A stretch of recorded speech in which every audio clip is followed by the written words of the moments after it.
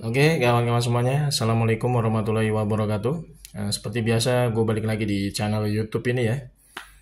Untuk kesempatan kali ini, gue coba ingin sedikit bergeser nih. Ada berita, menurut gue berita lucu, menggelikan perut, dan penuh dengan komedi juga ya. Ini kemarin ada berita dari Pak Prabowo ya. Jadi ini sangat disayangkan menurut gue ya. Pak Prabowo memberikan statement atau pernyataan seperti ini sangat disayangkan. Jadi memang kita sulit mengharapkan ya Mukidi ini bisa diadili secara hukum di rezimnya Pak Prabowo, karena Pak Prabowo sendiri kemarin sudah menyatakan sendiri ya bahwa beliau itu menyuruh masyarakat Indonesia itu untuk menghormati Mukidi ya sebagai presiden selama 10 tahun kemarin, karena Mukidi itu dianggap sudah berjasa membangun bangsa ini gitu ya. Ini kan kalau kita lihat dari statementnya aja, berarti kekuasaan hari ini ya rezimnya Pak Prabowo ini pasti melindungi Mukidi dari jeratan hukum, pasti itu. Karena dengan secara eksplisit aja Pak Prabowo ini justru mengajak masyarakat ya untuk menghormati orang seperti Mukidi ini. Ini kan sangat apa namanya miris gitu ya, miris, lucu, menggelikan perut, tapi juga ya sangat ironis juga ya. Kok bisa ya orang seperti Mukidi ini kok malah apa namanya rakyat itu disuruh menghormati ya orang seperti Mukidi ini, kan lucu juga gitu ya. Padahal kita sama-sama tahu ya, rakyat yang masih waras, rakyat yang cerdas tentunya ya, itu kan melihat kondisi bangsa ini selama 10 tahun itu kan hancur dari segala aspek kehidupan. Mulai dari apa namanya penegakan hukum ya, hukum itu dijadikan kaki tangan penguasa selama mungkin jadi presiden. Kemudian maraknya namanya apa namanya peristiwa korupsi ya kan, korupsi makin banyak makin merajalela selama mungkin dia jadi presiden gitu ya. Kemudian juga apa namanya kerukunan antar umat beragama itu ya, boleh dibilang diadu domba gitu ya. Diadu kita nih ya. Jadi antara orang yang istilahnya pro sama rezim Mukidi itu dianggapnya paling Pancasilais. Kemudian orang yang istilahnya apa namanya entah itu mati Islam atau siapapun gitu ya, yang kontra sama Mukidi itu kemarin dianggapnya anti Pancasila gitu loh. Sampai ada slogan ya, saya Pancasila, kamu bukan anti Pancasila, kamu anti Pancasila gitu. Jadi sampai ada slogan seperti itu ya, untuk apa? Ya untuk mengadu domba ya antar umat beragama atau antar rakyat Indonesia.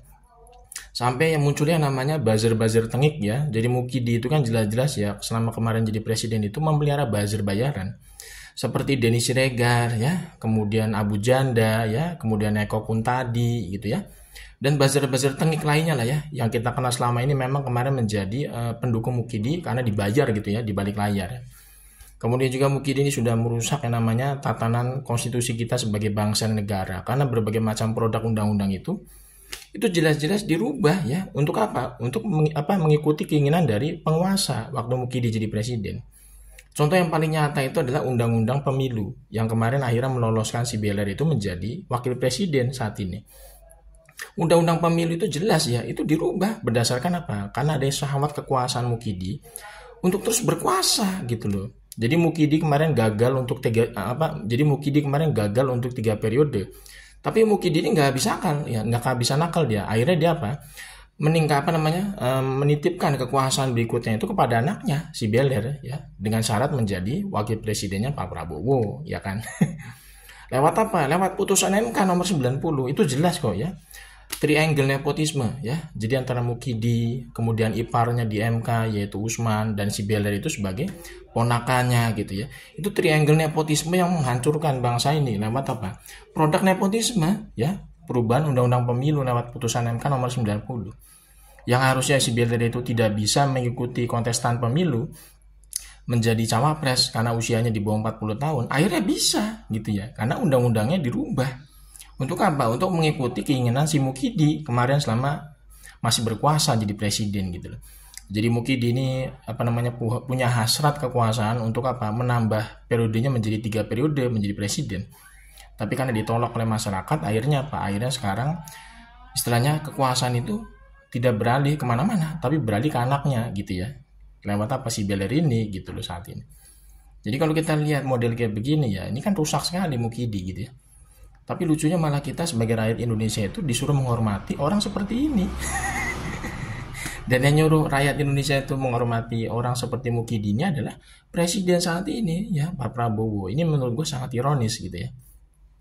Karena bagaimana mungkin gitu ya seorang presiden yang harusnya apa namanya menjalankan kekuasaannya itu secara berdaulat, mandiri ya, istilahnya penuh dengan apa namanya take over kekuasaan 100%. Tapi ternyata Pak Prabowo ini justru mana masih menjadi seolah-olah tuh menjadi bayang-bayang dari Mukidi gitu loh. Ya karena mungkin Pak Prabowo kemarin ya menang menjadi presiden itu pada pemilu kemarin atas bantuan cawe-cawe dari Mukidi. Jadi Pak Prabowo ini kalau ingin apa namanya mengadili Mukidi mungkin ewuh pakai ewuh. Artinya apa? Artinya ya nggak ya segan juga gitu ya. Itulah menurut gue dilemanya kenapa kalau misalkan jadi presiden itu hasil dari apa namanya ya bantuan dari kekuasaan bukan berdasarkan murni dari pilihan rakyat. Jadi contohnya itu ya Pak Prabowo itu ya karena Pak Prabowo kemarin kan istilahnya dapat angka 58% itu diduga memang hasil dari cawe-cawe Mukidi ya lewat gelontoran bansos, kemudian lewat manipulasi dari apa namanya hasil survei bayaran ya kodari dan macam-macam itu ya sampai akhirnya mengikat yang namanya hasil perhitungan dari KPU gitu ya angkanya segitu aja 58% doang udah sampai akhir. Itu kan sangat apa namanya ironis miris gitu ya kita ngelihat apa namanya proses penyelenggaraan pemilu kemarin yang akhirnya apa yang akhirnya sekarang melahirkan kekuasaan yang tidak berdikari gitu loh.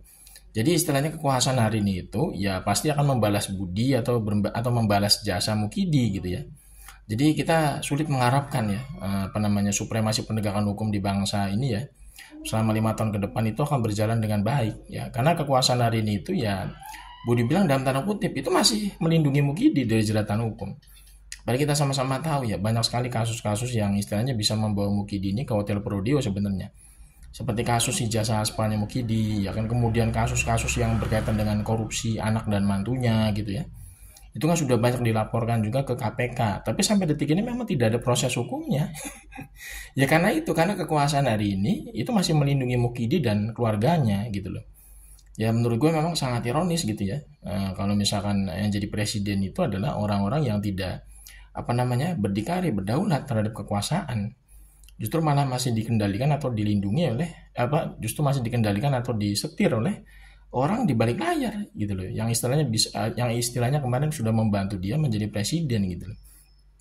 Kalau misalkan kemarin yang jadi presiden itu adalah Anies Baswedan ya menurut gua Mukidi ini sudah masuk hotel Prodeo dari kemarin.